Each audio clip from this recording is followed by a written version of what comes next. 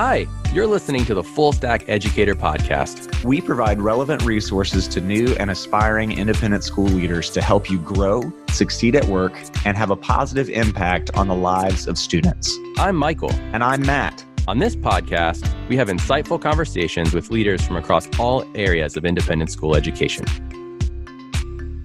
Our guest on this episode is Nishant Mehta, head of school at the Children's School in Atlanta, Georgia, and a powerful voice in the national independent school community. Nishant shares his thoughts on leadership, finding a mentor, and lifelong learning.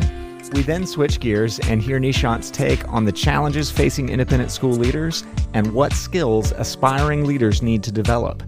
As always, links and resources mentioned in this episode are available in the show notes. Let's dive in. Hi, Nishant. Thank you so much for being with us today. We really appreciate your time. It's my pleasure, Michael and Matt. Thank you. Thank you for the invitation. I'm happy to be here. Well, we would love to start today just by asking you to briefly share your journey within education and the current work that you're doing. Absolutely. So I'm currently the head of school at the Children's School in Atlanta, Georgia. The Children's School is an age 3 through grade 8 school with approximately 400 students. I'm in my 7th and final year as the head of school. Started back in May of 2013. It is my first headship for 19 years, though. I have been in independent schools. I used to teach middle school history. I've been a D&I practitioner for a long time. I have been a curricular administrator, been a middle school head, assistant head, and served on multiple boards as well, national, regional, as well as local. I've served on the NAIS and NBOA boards. I'm currently the board chair of the Center for Spiritual and Ethical Education Board. I've served on the Elementary School Heads Association and also serve currently on my alma mater's board, my alma mater being Asheville School in Asheville, North Carolina. And then I've presented at national and regional conferences and retreats, NAIS institutes and task forces. I've been the POCC co-chair a couple times and also been on the think tank for the NAIS annual conference a couple times. So I've definitely, tried to, as much as possible, leverage, expand, and learn as much as I can through the independent school world in the almost 20 years in education now.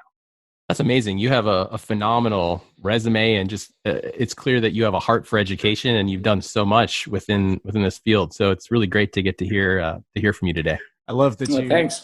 I love that you rounded that out by saying that I've learned from these. That's just wonderful. I think that speaks to your heart as a teacher. You've written so many excellent articles on your blog, and you share your reflections on leadership, education, and life. From reading your work, it's clear that teacher heart, that's an identity that you carried into your leadership. What are some of the most effective ways that you have found to coach and to mentor and to develop those that you're leading? Yeah, that's a great question, and especially because as the head of school, in many ways, and especially as a new head of school at the time in 2013, I had to kind of figure out, what I needed to know. It was such a different job than any of my previous jobs, and so I needed to understand the kind of leader I should be for my school and for the team and for my board and other members of the community.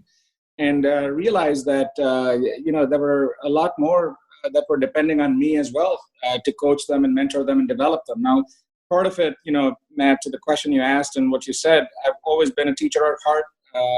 I love teaching. I love being in learning communities. And so as the head of school, one of the things I understood right away is that it's not about me. And it's something that I needed to really, really understand at its most critical. There is so much to being a head of school, and there is no way that any leader in any position, especially that of a head, can do everything on their own. So about 2 years in, when I was wondering and thinking through how to develop my team and to really make sure that we were aligned and working off of the same page, I kind of put a mandate down for myself at the beginning and then really for my team. What I shared with them is that we're going to practice leadership every time we meet. So I'll give you one example. So I have a 2-hour meeting every Tuesday morning with my executive team. This is the team where every individual reports directly to me. And every Tuesday, we meet for 2 hours. We read and discuss an article that I have chosen from any number of sources. Now, the article forces a generative and strategic discussion around leadership themes. We have used those articles to create structures, clarify processes and vision, discuss barriers and roadblocks, where there's misalignment in our intent and impact, and so much more. That kind of discussion and that kind of investment of time really helps not just my team, but it actually helps me too. It easily takes up about 45 to 60 minutes of our 2 hours, but it's the most useful part of all of our weeks. We not only grow our leadership capacity, but we are taking that growth and actually applying it directly to our school responsibilities. It's also easy. I didn't have to go to any workshop. I didn't need to learn any skill or anything else, right? I could start immediately. I could do it right away. And I just had to be disciplined enough and intentional enough about doing it consistently every single week. And I've done it now for at least almost 5 years consistently without skipping a meeting. It's something that I believe that any leader can do this with their team. And there is no special training, as I said, required. So that is just one example of an effective way that I've found to coach, mentor, and develop. Otherwise, I think what ends up happening is that we wait for some kind of professional development or workshop to come up, and then now you go here, and then, now you go there. And that's not efficient or effective, in my opinion. I love that strategy. How did your team respond when you first started that? It was mixed. There were some who absolutely loved that I was assigning readings and that we were going to actually do it. There were others who wondered, and one, they didn't want homework, if you will, but also more than that. It was not just the homework of reading the article, but it was actually, of a 2-hour meeting. Nishant, we have so much else to cover. I want to talk about this. I want to talk about that. We need to do this. We need to decide on this. And I just said, no, we're going to do this. This is important. I don't know when else we can and will make the time to really invest in our capacity. There are things where we are not clear. There are things that when we think about our strategy or our vision, we need to really be on the same page. I don't know how else to build alignment. And, we can talk about all the details all day long, but if we don't have clarity and alignment at the very top, then none of those details and none of those decisions will matter, nor will they be executed properly. So, it was a matter of not convincing so much as showing them. And like I said, I knew that not everyone would be on board immediately, but over time, if I was able to intentionally do what I thought it would do, that people would come around. I can tell you, and my team's told me this now multiple times, it is absolutely the thing that they look forward to. They look forward to coming to the meeting because of the article. That's fantastic. One of the questions we'll ask you as we wrap up is what should people be reading? And I'd love for you to share at least some of the sources or some of the interesting articles that you've gone over with your staff. Absolutely. So suppose an aspiring leader is having a difficult time finding a coach or a mentor. How would you advise them to pursue their own growth in their career? You don't have to wait for someone at your school to invest in you. I think if you're waiting, I'm not sure that it's going to come in the ways that you need it. Definitely, you might be waiting for a while. You may not get the skills or the capacity development that you want. That's most useful to you and to keep yourself motivated. So I do think that first and foremost, the responsibility lies with you. Even the best program at your school won't feel useful if you're not invested in your own growth. So read, engage other leaders. I think we have access to so much. None of my schools, current or previous, honestly, had intentional programs or pipeline, for me and my growth. And so I had to figure out how to leverage the people around me, the mentors that I could find, the peers and colleagues that I knew I could learn from, the networks that I needed to and could develop on my own through access to PD and other local, regional, and national networks. So I advocated with my bosses, my supervisors, for what I wanted. And I sought out the programs and people. One of my dear friends and mentors said a couple of years ago that it's my persistence and tenacity that has really propelled me forward. And I would agree. So I think it really comes down to, what are you waiting for? You have access. We all have access to whatever it is that we want to learn, including people. And I think it's a matter of simply either collecting those sources that you want to read or reaching out to the people you can learn from.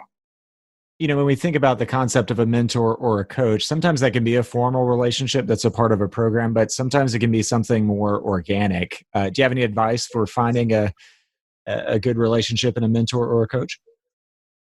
And I don't know if there's any specific advice. I think it's important to be open, to be curious, to be willing to learn and show up, and then ask the people that you respect or admire if they would be willing to talk to you. Have coffee, meet you for a meal or a drink. It might be just one conversation, or it can develop into a relationship. I've always believed, Mike and Matt, that I can learn something from anyone. And so I lean forward in conversations and I look for opportunities to learn in them. And if someone says no, I've found it usually means not yet, as opposed to never. So, I think one of the things I would say is don't be discouraged and don't be afraid of no's. Sometimes you may get those no's and it's just a matter of staying persistent, but giving people the space that they ask for, even if they don't always articulate it in those ways. I think it's important to also recognize that there are so many, right? It doesn't have to be always that just one person. I've found, honestly, even people I don't know have been mentors, if you will, to me. There are people, in corporate positions that I read about and that I feel that the more I learn about them, whether that's true or not, but simply learning and reading about what they have written or interviews they have given or, a Netflix TV show, a biography, something like that also allows me to feel that I'm learning from people, even if they don't necessarily are teaching me directly. Nishant, something that has really struck me from your blog posts, which I've really enjoyed reading, by the way, is how reflective you are. And it seems like you use reflection as a way to think about your own leadership and to grow. Reflection is something that I really value and that I encourage amongst all the people I work with, and not just in terms of leadership growth, but even growth for teachers and just personal growth. I'm curious if you could talk for a moment about any reflective practices that you might recommend that have been really useful to you in your leadership development. Yeah, that's a great question. And I would say that that's a non-negotiable for me, not just in my own practice, but also for the people that work with me.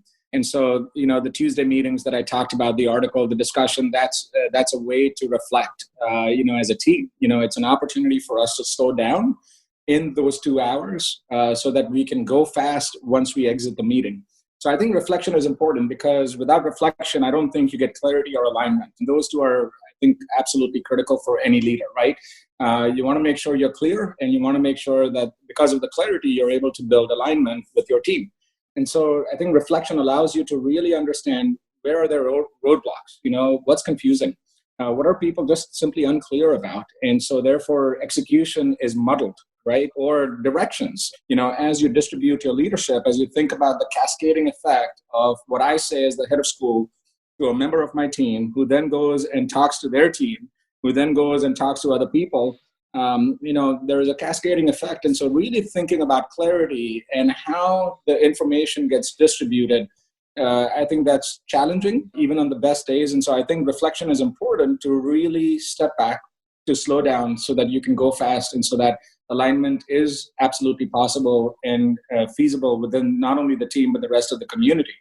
So for me, reflection is kind of like exercise. Writing is a reflective practice and reading as well. So I don't read just one thing or one kind of thing. I read fiction, I read nonfiction, I listen to podcasts. I love movies and TV shows. I read blogs, articles, magazines, anything really that I find interesting on any topic that comes in my newsfeed or that I'm able to find or that someone else will forward to me. I think we all talk about lifelong learning, but it's important to make time for actual learning. So as leaders, I think we're so consumed with that next thing, and I talked about this when we talked about the Tuesday meeting, where initially some of the feedback about the article was, but we have so many other things, Nishant. Why are we going to spend all this time reading an article and discussing something that isn't directly relevant to what we need to do today?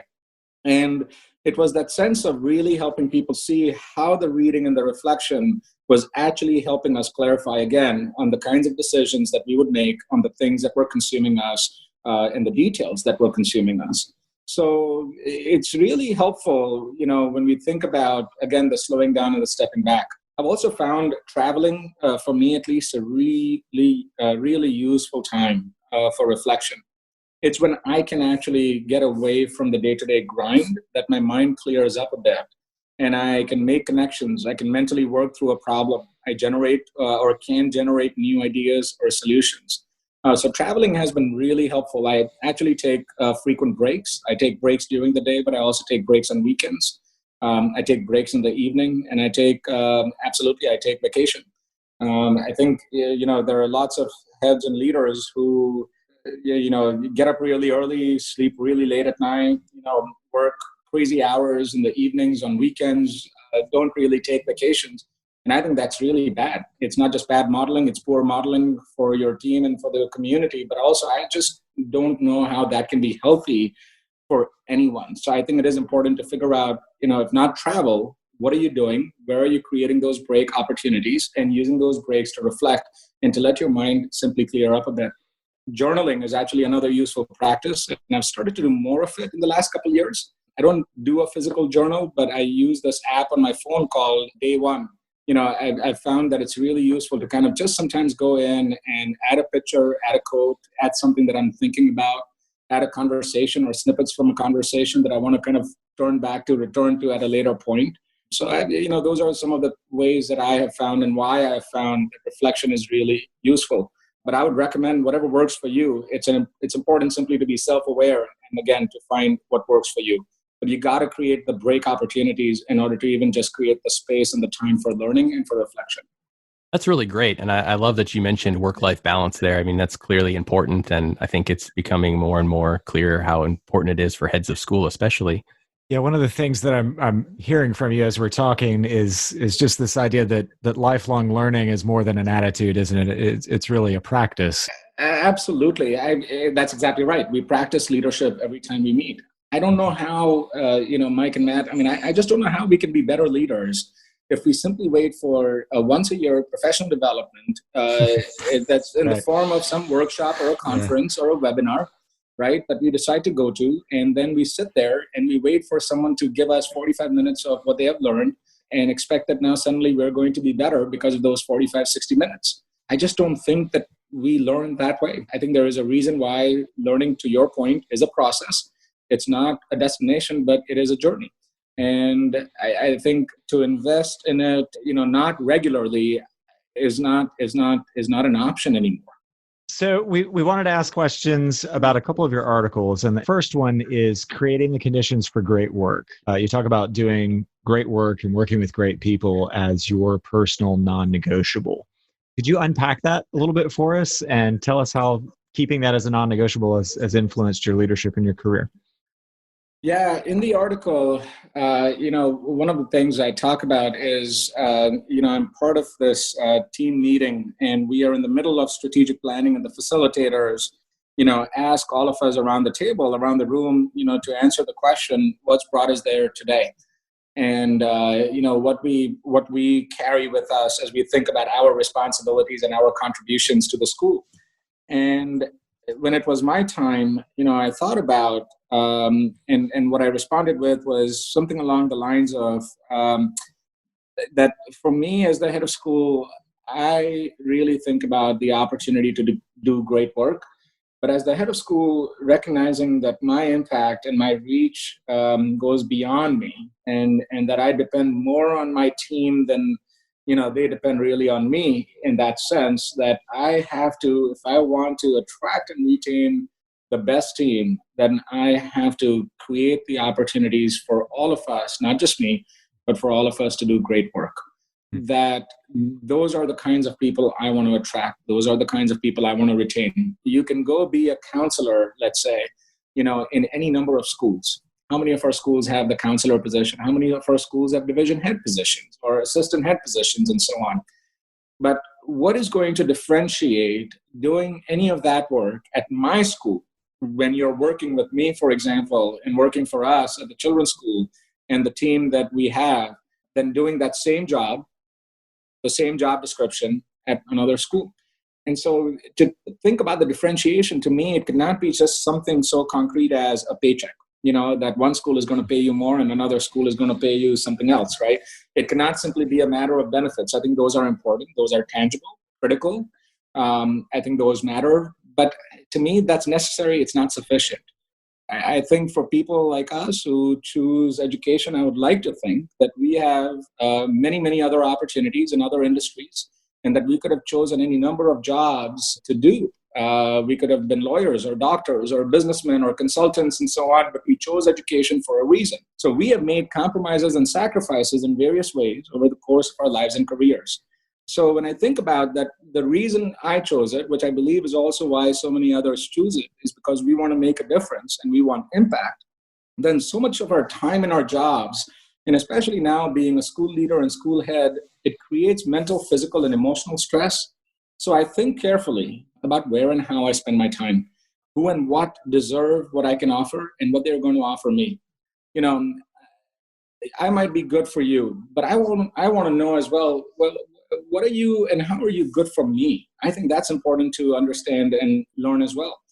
So I know my non-negotiables. Doing fulfilling work, impactful work is essential to not just what I do, but who I am.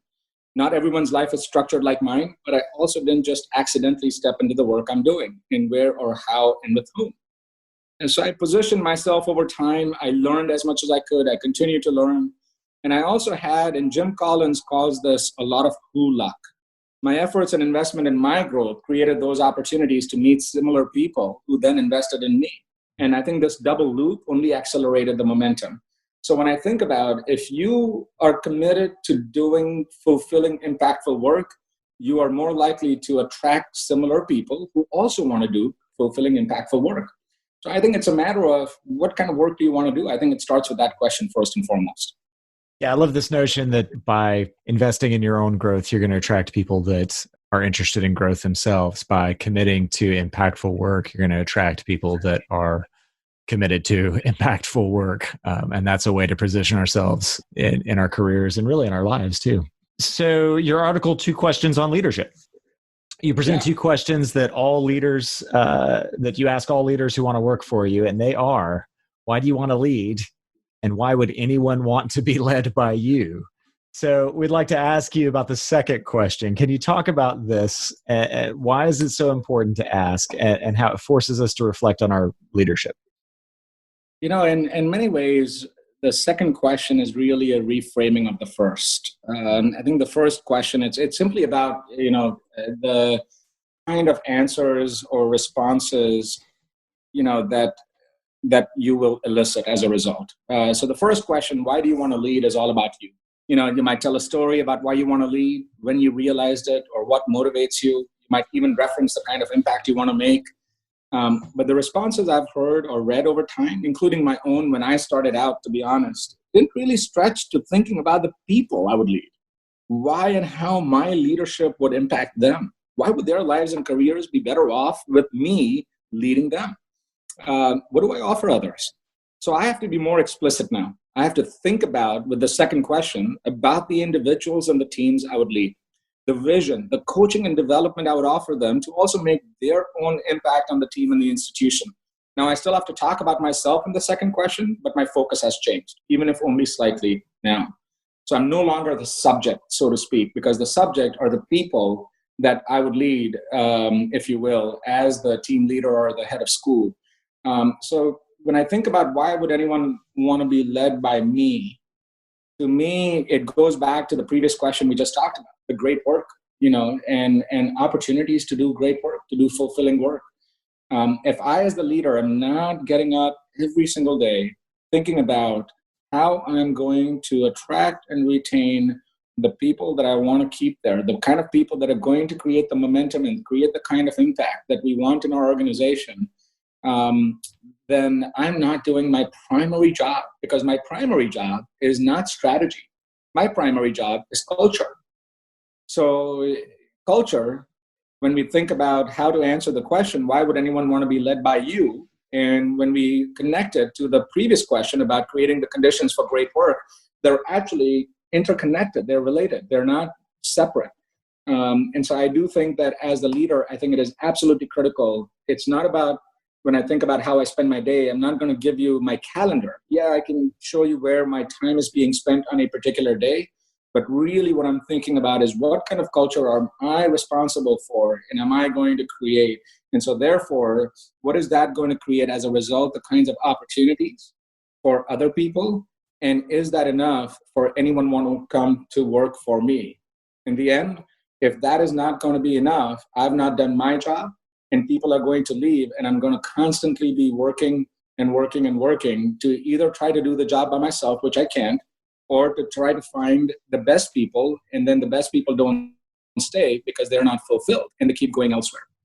That's great. I really love that. And I love the focus on culture and the connection between, thinking about the question, why would people want to follow me, and culture, and, how the answer to that question really determines the kind of culture you may be creating. I mean, it's compelling. It's a compelling way to think about it.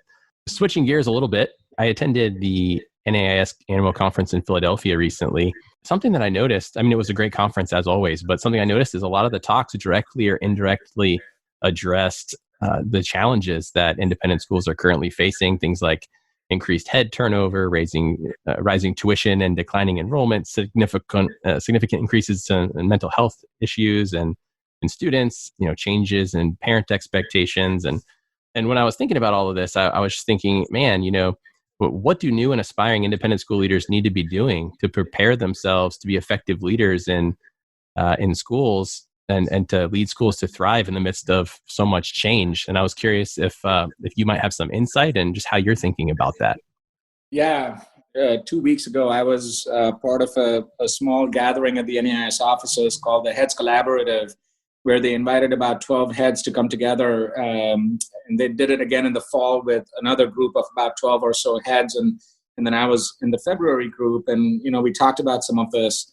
And then we also talked about it at the just concluded NAIS board meeting. And it's definitely been on our minds. And I think as an industry, I think we're only seeing some of the pace of change, especially happening in certain parts of our country, but also happening to certain types of schools, accelerate. And I think it's accelerating at a pace, at a quickness that is hard for many schools because it's just not in our DNA as schools to pivot as quickly as maybe other organizations might. And so what advice would I give? What I have found in the 7 years, at least, that I have led schools and how I've seen, the landscape change over that 7-year period, I think one of the things is absolutely to develop your leadership muscle. And to do the same, to develop that muscle for capacity, that muscle for nimbleness, that muscle for flexibility in your institutions. So I think it's important to develop your leadership muscle and the muscle for your team, and then absolutely to think about the organization at large. There are a few topics that I'm really interested in right now as it relates to this challenge to our schools. So let me share 2 others. One question I've been really thinking about, there was a New York Times article actually in December that I read, and it's about this MLS, not MLS in the US, but the soccer leagues in Europe. And one of the coaches, a really winning coach, led the team, Juventus, through multiple awards, tournaments, etc., and developed them into a winning team. And so he's retired and he's moved on. But he's taking a bit of a sabbatical and he's thinking about his next step. And one of the things that he says in his article, in his interview, is that he will not join another team that is not set up to compete. I really, that phrase has been kind of something that I've been thinking about quite a bit for the last 2 months, and in what ways it's different from being set up to succeed or for success. And so I think about, for our industry and for leaders in our industry, are you set up to compete? And then the second question I would say is, what does institutional resilience look like? We talk a lot about personal resilience, but I wonder about what about institutional resilience? How are we as institutions, as schools, going to weather the storms, the headwinds that face our schools right now? So I think new and aspiring leaders need to ask both of these questions. Are you set up to compete? And how are you going to gauge or assess the institutional resilience of the school that you're joining? I think leadership transitions are also only increasing for our schools, but as our neighborhoods also transition socially, economically, culturally, our schools will too. So I think staying nimble and flexible today is critical too. I also wonder when I think about those two questions around setup to compete and institutional resilience, about the kind of upstream and downstream strength and support that school leaders will need to survive tomorrow. I think the average tenure for heads is down in our schools now to 5 years, and and so I think all of those topics, when I think about what effective leaders need to thrive or to lead thriving schools in the midst of all of these challenges, those are some of the things that come to mind right now for me. When you say, is your school set up to compete? Suppose the answer to those questions is no, and you're a leader at a school that's not. What steps do you take to start building that competitive edge and that institutional resilience? Yeah, so I've been reflecting on that question, right? Like I said, for at least a couple of months now, ever since I read it in that New York Times article, and I just love that phrasing. Instead of being set up for success, right, what does it mean to be set up to compete, right? And so I've been kind of writing down my thoughts, and it's going to form at some point into a future blog post. I haven't written it yet because I don't think my thoughts are clear enough yet. But here are some of the things that come to mind. So let me start there, and then I can talk about specifically, what can you do if your school is not? So I think, to me right now, as I think about that question, I think a place that has a future. I think that's important. I had listened to a talk in person here by the president of the Georgia State University. And one of the people, I was attending some panel and a panel discussion. And one of the people in the audience asked the president of Georgia State why he chose to come to Georgia State University all these years ago from Michigan, which is where he used to be. And he said that because he saw Atlanta and he saw Georgia, and he said Atlanta had a future. And he said, if Atlanta has a future, then Georgia State has a future. If Atlanta does not have a future, then Georgia State will not have a future.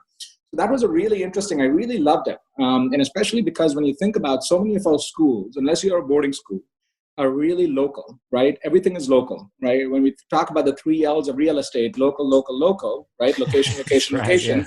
It's the same for our day schools. It's location, location, location. So I think a place that has a future, I think that is important to consider and to think about. I think we need clarity, not confusion. I think that's important too. Is the school clear about who it is? Is the school clear about what it needs to do next? Is the school clear about its value proposition and who it serves and why it serves what it does? I think that's important to understand. Where is there clarity and where is there confusion? And is everyone aligned, therefore, in the organization, in the institution? And if there is a lack of clarity or a lack of alignment, what can you do to bring the clarity and the alignment? Do you go through a strategic planning process? Do you go through a visioning process? Do you go through any other kind of activity or activities and programs, whether it's bringing in outside people or internal people to really lead people through the kind of change management and transitions that will be necessary in order to bring the clarity and the alignment? I think it's also important to have upstream and downstream strength and support. I mentioned this earlier, I think, in my previous answer. What does that mean to have upstream and downstream strength and support? So I think, it's important to have a high-performing team. Absolutely critical. No head, no leader can and will be able to effectively or efficiently do everything by themselves. I think it's just a recipe for disaster. I think the command control type of leadership and style does not work anymore in our institutions. I don't believe it does. And so I think having a high-performing team is critical. I think a high-performing relationship between the head of school and the board, just as important. And so, when I think about the upstream and downstream strength and support, to me, those are the two components. So what do you do? To summarize, we've talked about a place that has a future. We have talked about clarity, not confusion. We have talked about alignment, and we have talked about upstream and downstream strength and support. To me, those are at least the components currently when I think about what does it mean to be set up to compete. There might be some things you can control and some things you can't. I think it is absolutely important, to start with the upstream and downstream strength and support, because to start with clarity and alignment, and maybe part of the way you build your high-performing team is by starting to clarify. Why are you there? What's your vision? What are your marching orders? What's the mandate? Is everyone clear about the mandate? And what are the questions? And if you're not clear about the mandate, what can we do And sometimes just going through a clarifying process can actually help you find the people you need on your team and help the people that need to get off your team get off the team. It's not going to be for everyone. I can't be afraid of losing people if I'm losing the people that I need to lose that are going to go somewhere else and create the space, therefore, for the other people that I do want and need to come on my team. So I think it's a matter of really thinking about how are we building that leadership muscle, not just in one person, but really across the team, starting with the board and starting with the executive team. And then we spread that through and to other members of the community. I think those are the places, at least where I have found in my experience, where I needed to begin in order to create the momentum and to create the opportunities for my institution, for our school.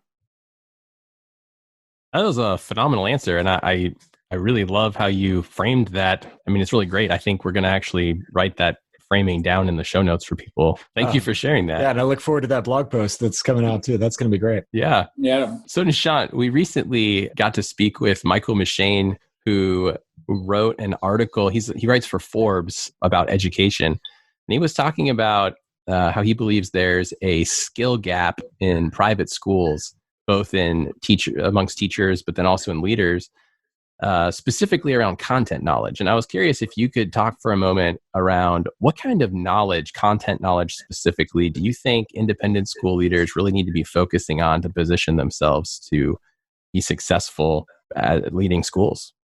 That's a great question. And, what I will say is, and I'm not trying to avoid the question, but here is what I will say. I think self-awareness is really perhaps the most important here, in my opinion.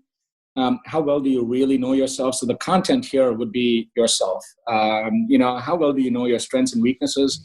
How ego-driven are you? And are you able to set aside your ego? I don't think most of us are that self-aware, but we like to think we are. And especially, I think that's a failing for leaders in particular. That's why it goes back to that second question. Why would anyone want to be led by you? Because the first question starts with the ego. The second question removes the ego and focuses it on someone else. So, I think it's important when I think about content knowledge, the most important content for a leader right now is to first and foremost to be self-aware. I think leaders, and especially heads of schools, can't be experts at any one thing anymore. We need to be really good at multiple things and hire the experts under us. So you need to know enough to be dangerous, but you don't need to know everything. Now, when I think about assistant heads, division heads, and depending on the capacity of the organization, and in schools, we are flat or flatter organizations. And so, there is no one person who only does one job.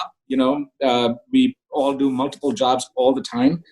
And so I think it is important to recognize that part of it, that we are always going to be called upon to be multitaskers in schools. We're not going to have all of the resources in most of our schools that we might need so that we can be specialists in just one particular area. And so I think in a way, it's both a blessing and a curse. It stretches us too thin, but it also allows us to see sometimes, at least, if we are open and curious enough, of the ways that things intersect, the way that things pressure other things, and that no decision is ever going to be simply black or white. It's all gray. And so how we connect and how we team up and how we communicate and create community, I think all of those are absolutely important. When I think about content knowledge is really first starting with self-awareness and then recognizing that learning is a process. And we're just going to have to keep learning depending on the job of the day of the year and how we therefore stretch ourselves to really be as useful as we can to our institutions. Yeah, that's a good answer. And I understand where you're coming from. And I really like how you mentioned leaders really need to hire experts under them. But you also mentioned that, leaders can't just be experts in one thing anymore. I didn't plan to ask you this question, but one thing I've been reflecting on lately is, do you think the days of academics, people who are very academic in nature and came into teaching because they just love learning and maybe learning a specific thing, do you think the days of those people being school leaders are kind of coming to an end?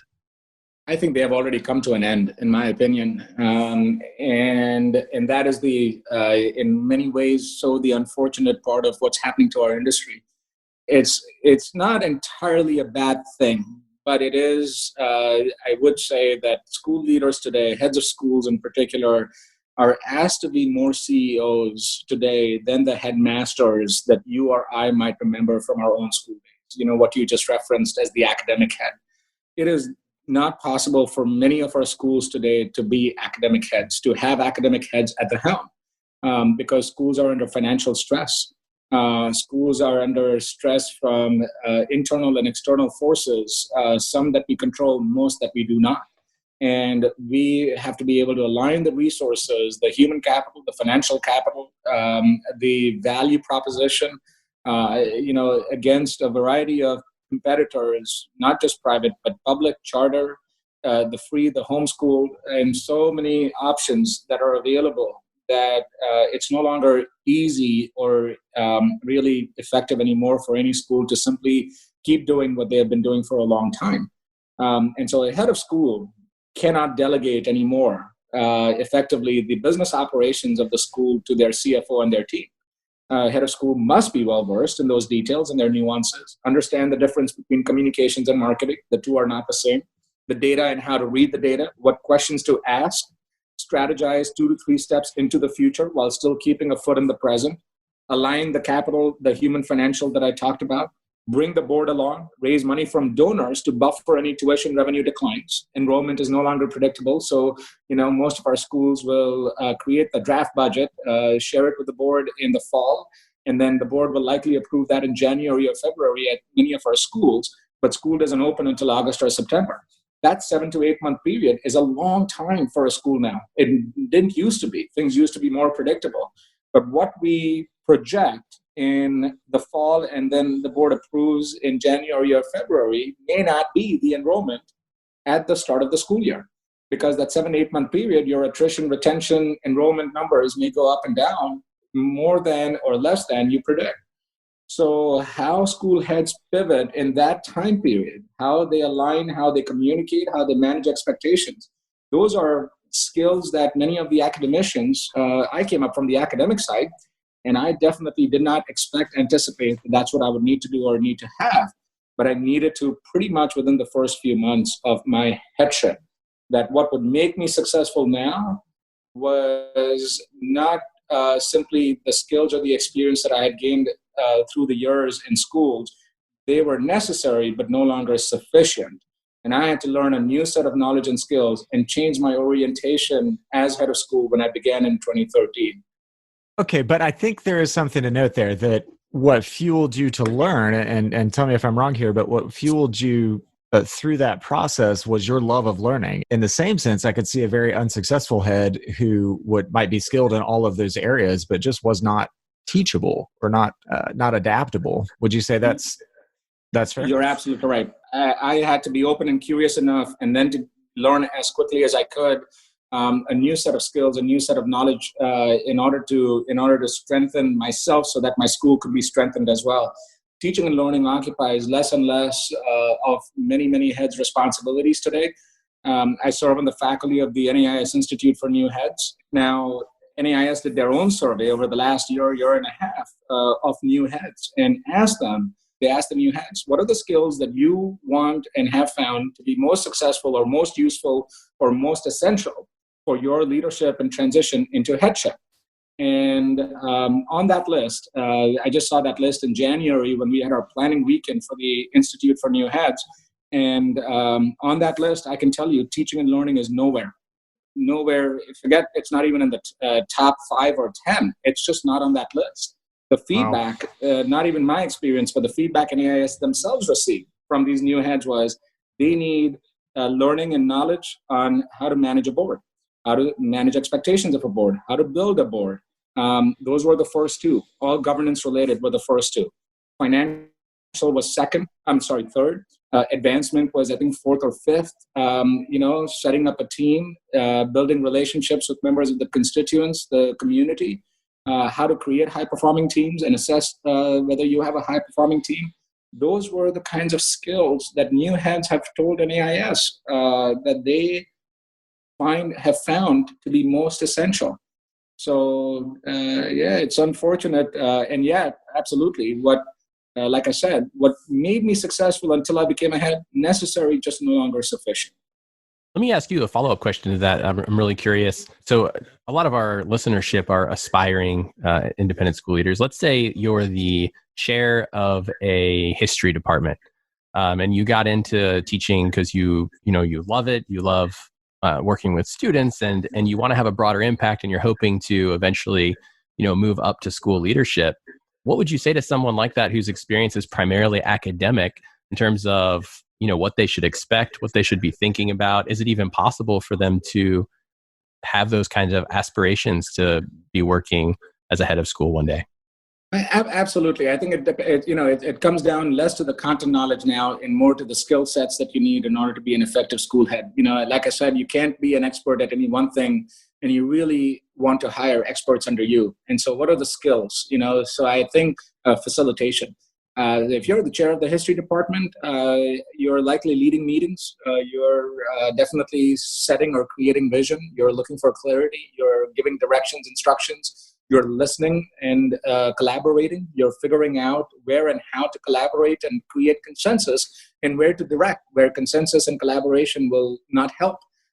So you're making a lot of those kinds of leadership decisions that are also just as important for any head of school. It's just at a different scale, in a different job, in a different context. So I think it's important for aspiring leaders, current leaders, to always work on their facilitation skills. How good are you at facilitating? I think that's a question I would want to ask if I'm a leader right now and I aspire to more leadership. I think another useful skill I found is, how do you create teams? So even if you are, and that goes back, you're the chair of the history department, you have a team of people around you. You're managing and working and motivating adults, which is very different from managing and working and motivating children. So how do you learn about the adult dynamics? How do you decide and create and sustain teams, and move one vision forward, for example? Are you able to set goals and deadlines? Are you able to listen to people and create pathways for success for everyone? So I think creating and sustaining high-performing teams is also critical. How do you know when your direct reports are doing their jobs? How do you give them feedback? I think feedback is critical. And also feedback, when you think about feedback really can be, and this is something I learned from one of my board chairs, feedback is focus, not failure. So how you give and receive feedback, how self-aware, going back to that self-awareness piece, are you? So I do think it is absolutely possible for the chair of the history department, for example, to aspire to more leadership. I don't think that academicians are out of the game. I just think that we have to think about what skills are essential, and that being a teacher or the chair of the history department, all necessary in order to continue into school leadership, but no longer sufficient. I think there are a set of other skills that are also equally, if not more important today, if you are going to be a head of school. Thank you so much for your perspective on that. That's given me a lot to think about, and I really appreciate you sharing all that. As we close up, we end by asking all of our guests what they think people should be reading and what people should be listening to. In terms of what you should be reading, I mean, honestly, read whatever you like, but read a lot and not all the same. I think diversity is important. I have a list on my blog of books and writings that have influenced my thinking and who I am now.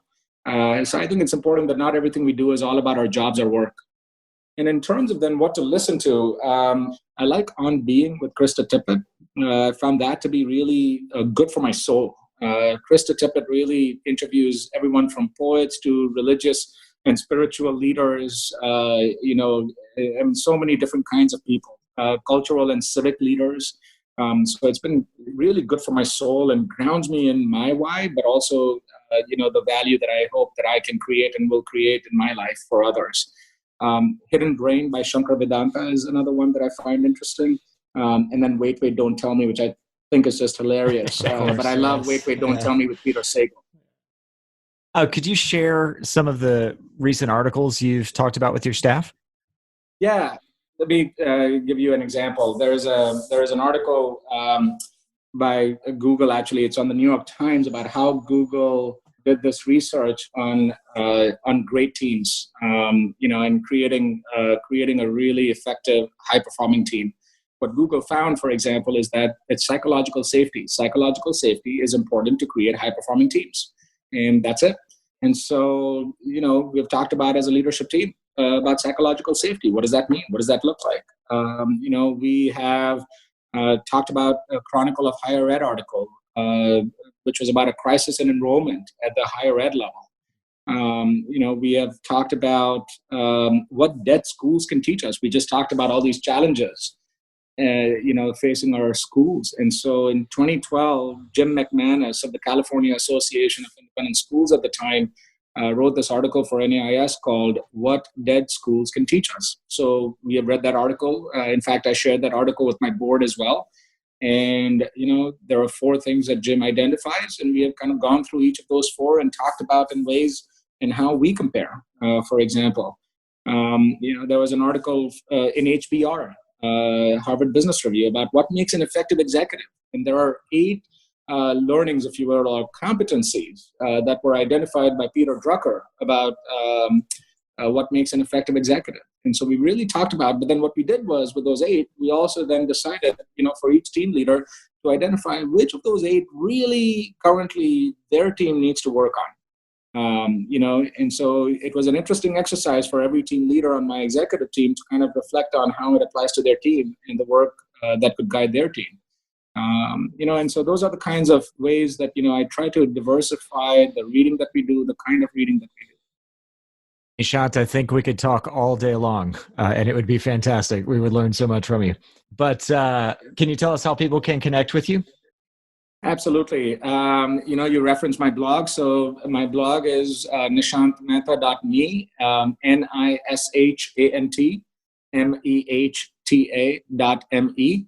So definitely you can follow my blog. I'm also on LinkedIn, and I'm also on Twitter my Twitter handle is N as in Nancy, the number 2, and my last name Mehta, M as in Mary, EHTA, N2 Mehta. So any of those are good for me, and I hope people will connect because I definitely would like to learn from others too. Wonderful. And we'll put those links in the show notes as well. Well, Nishant, we are so grateful for your time today. This has been a phenomenal conversation, and I'm confident that it's going to be really helpful and informative to a lot of people. Thank you so much for your time. Oh, it's my pleasure. Thank you, Michael, and thank you, Matt. I've enjoyed the conversation, and I look forward to any feedback you receive on the podcast. Thank you for listening to the Full Stack Educator podcast. We hope that today's conversation helped you grow as an independent school leader. Be sure to check out our show notes for links to resources mentioned in the podcast. If you enjoyed this podcast, please subscribe, rate it, leave a review, and share it with a friend. Episodes of this podcast are released bi-weekly. You can follow and engage with Matt McGee and Michael Amusio on LinkedIn.